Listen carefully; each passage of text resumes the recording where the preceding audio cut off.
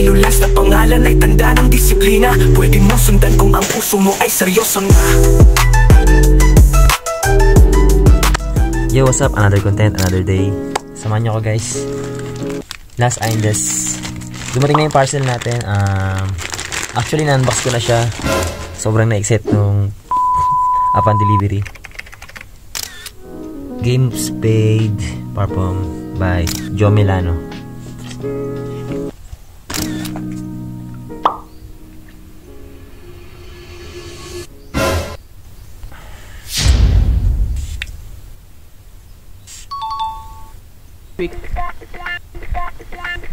Fresh vibes, pogi vibes.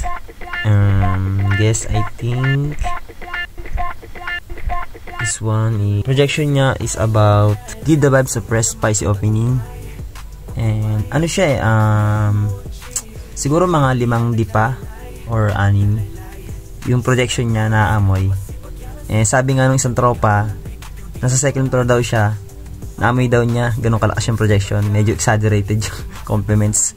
Youngstown's tuna kasi yun Okay, tapos mid note is apple and broxan and vanilla. Banayad sa katamtaman yung pagiging kalmado, poging kalmado.